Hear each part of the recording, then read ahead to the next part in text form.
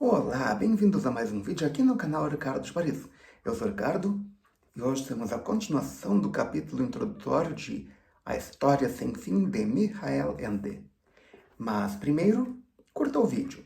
E se for a primeira vez aqui, inscreva-se e acione o sininho para receber as notificações. Nós temos vídeo novo todos os dias às 19 horas. Já curtiu? Já se inscreveu? Já assinou o sininho? Então vamos descobrir o que aconteceu depois que começou a tocar o telefone. Nesse momento tocou o telefone. O Sr. Coriander levantou-se com alguma dificuldade da sua poltrona e, arrastando os pés, dirigiu-se para um pequeno gabinete que ficava nos fundos da loja. Tirou o fone do gancho e Bastian, com um pouco de esforço, ouviu dizer o nome. Mas, depois, o Sr. Coriander fechou a porta do gabinete e não se ouviu mais nada além de um murmúrio abafado.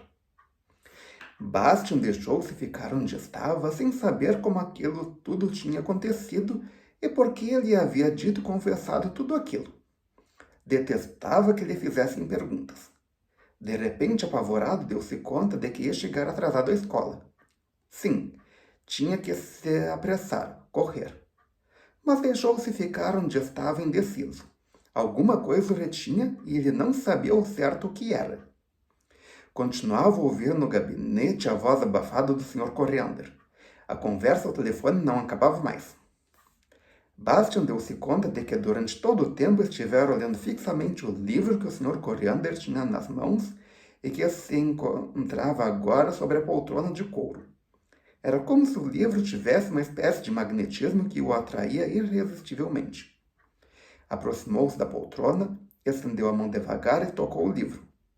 E no mesmo instante ouviu dentro de si um clique, como se tivesse sido pego em uma ratoeira.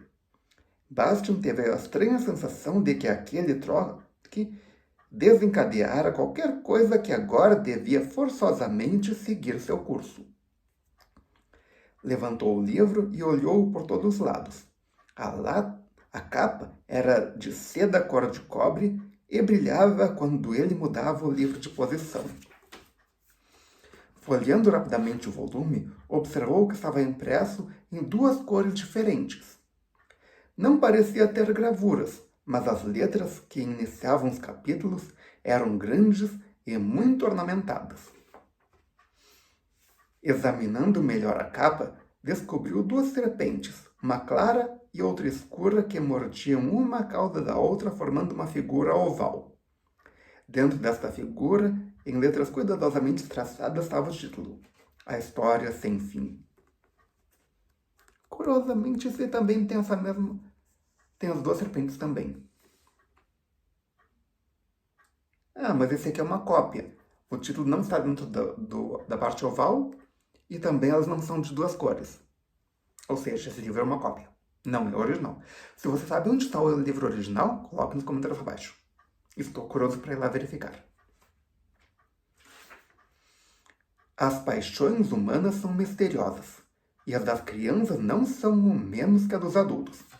As pessoas que as experimentam não as sabem explicar, e as que nunca as viveram não as podem compreender. Há pessoas que arriscam a vida para atingir o cume de uma montanha. Ninguém é capaz de explicar por quê, nem mesmo elas. Outras arruinam-se para conquistar o coração de uma determinada pessoa que nem quer saber delas. Outras, ainda, destroem-se a si mesmas porque não são capazes de resistir aos prazeres da mesa ou da garrafa. Outras há que arriscam tudo o que possuem num jogo de azar ou sacrificam tudo a uma ideia fixa que nunca se pode realizar. Algumas pensam que só podem ser felizes em outro lugar que não aquele onde estão e vagueiam pelo mundo durante toda a vida. Há ainda as que não descansam enquanto não conquistam o poder. Em suma, as paixões são tão diferentes quanto são as pessoas. A paixão de Bastian Balthazar Books eram os livros. E a sua paixão qual é? Coloque nos comentários abaixo. Estou curioso para ver as respostas. Quem nunca passou tardes inteiras diante de um livro com as orelhas ardendo e o cabelo caído sobre o rosto, esquecido de tudo que o rodeia e sem se dar conta de que está com fome ou com frio. Quem nunca se escondeu debaixo dos cobertores, lendo um livro à luz de uma lanterna, depois de o pai ou a mãe ou qualquer outro adulto lhe ter apagado a luz, com o argumento bem intencionado de que já é hora de ir para a cama, pois no dia seguinte é preciso levantar cedo. Quem nunca chorou às escondidas ou na frente de todo mundo, lágrimas amargas, porque uma história maravilhosa chegou ao fim e é preciso dizer adeus aos personagens na companhia das quais se viveram tantas aventuras, que foram amadas e admiradas, pelas quais se temeu ou ansiou, e sem cuja companhia a vida parece vazia e sem sentido. Quem não conhece tudo isso por experiência própria, provavelmente não poderá compreender o que Bastian fez em seguida. Olhou fixamente o título do livro e sentiu, ao mesmo tempo, arrepios de frio e uma sensação de calor. Ali estava uma coisa com a qual ele já havia sonhado muitas vezes, que tinha desejado muitas vezes, desde que ele se apoderara daquela paixão secreta. Uma história que nunca acabasse. O livro dos livros. Tinha de o conseguir a qualquer custo. A qualquer custo? Isso era muito fácil de dizer. Mesmo que o livro custasse mais do que os 3 marcos e 50 fênix de sua mesada que trazia no bolso, e eram todo o dinheiro que possuía. Nota do editor. Na época, a moeda da Alemanha era o marco alemão e os centavos eram Pfennig. Hoje, na maior parte da Europa, é o euro e centavos.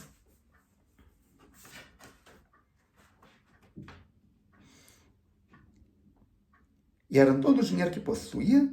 Aquele antipático Sr. Coriander já lhe tinha explicado com toda clareza que não lhe venderia nenhum livro.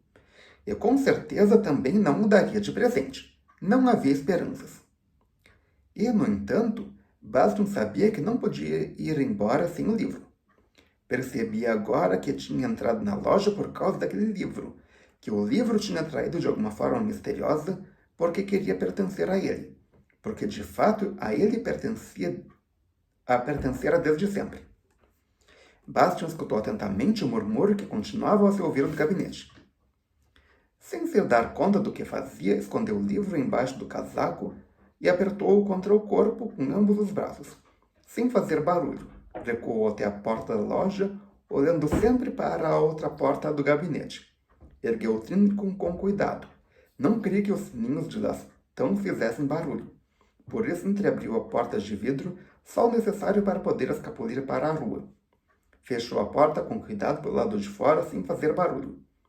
Só então começou a correr. Os cadernos, os livros da escola e o estojo que estavam dentro da pasta saltavam e faziam barulho ao ritmo dos seus passos. Começou a sentir uma pontada do lado, mas continuou a correr. A chuva escorria-lhe pelo rosto e entrava-lhe para o pescoço. O frio e a umidade passavam pelo casaco, mas Bastian nem notava. Sentia calor e não era só de correr. Sua consciência, que não tinha dado sinal de vida enquanto ele estava na loja, começou a despertar. Todas as justificativas que antes lhe tinham parecido tão convenientes perdiam agora o seu valor. Derretiam-se como bonecos de neve ao sopro de um dragão que lança chamas pela boca. Tinha roubado, era um ladrão. O que fizera era ainda pior do que um simples roubo. Sem dúvida, aquele livro era único e insubstituível. Fora certamente o maior tesouro do Sr. Coriander.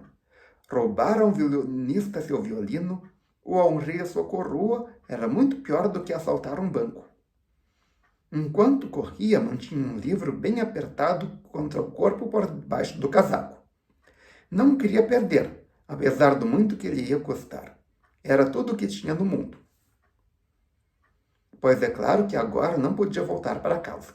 Tentou imaginar seu pai sentado no grande aposento em que trabalhava. À sua volta havia dezenas de moldes de gesso de dentaduras humanas, pois seu pai era dentista. Bastian nunca tinha pensado se seu pai gostava ou não do trabalho que fazia. Pela primeira vez ocorrera-lhe isto. Mas agora nunca mais poderia perguntar aquilo a seu pai. Se fosse agora para casa, o pai, interrompendo o trabalho, sairia da oficina com seu avental branco, provavelmente trazendo na mão uma dentadura de gesso, e perguntaria: Já voltou? Já, responderia Bastian. Você não teve aula hoje? Era como se visse o rosto triste e calmo de seu pai. Sabia que não seria capaz de lhe mentir. Mas também não podia dizer-lhe a verdade. Não. A única coisa que podia fazer era ir embora para qualquer lado, para muito longe. Seu pai nunca deveria saber que o filho era um ladrão. E talvez nem sequer reparasse que Bastian já não estava em casa. Esse pensamento era quase consolador. Bastian deixara de correr. Agora ia devagar e, ao final da rua, avistou a escola. Sem se dar conta, tinha tomado o caminho de costume. A rua parecia-lhe completamente vazia, apesar de haver algumas pessoas. Mas para o aluno que chega tarde à escola, o mundo que o rodeia sempre parece morto. De qualquer modo, Bastian tinha medo da escola, cenário das suas derrotas diárias, medo dos professores que o corrigiam amavelmente ou lhe despejavam suas iras, medo dos outros rapazes que dele zombavam e não perdiam uma oportunidade sequer de lhe mostrar como ele era fraco e desajeitado.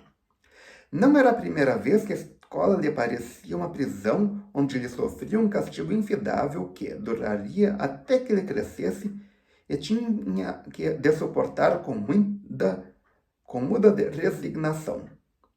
Mas agora, quando percorria os corredores cheios de ecos que cheiravam a cera e a casacos molhados, quando o silêncio ameaçador lhe tapava os ouvidos como bolas de algodão, e quando, finalmente, chegou em frente da porta da sua classe, pintada com a mesma cor verde espinafre das paredes, percebeu de repente que também ali não tinha mais nada a perder.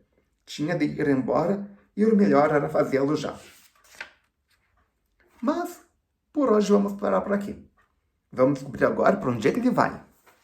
Ou melhor, agora não, na próxima parte. Se você gostou, clique em curtir. Adicione esse vídeo aos seus favoritos, compartilhe com seus amigos e volte amanhã para a conclusão do capítulo introdutório. Obrigado pela presença, obrigado pela audiência. Até amanhã com mais uma parte e tchau!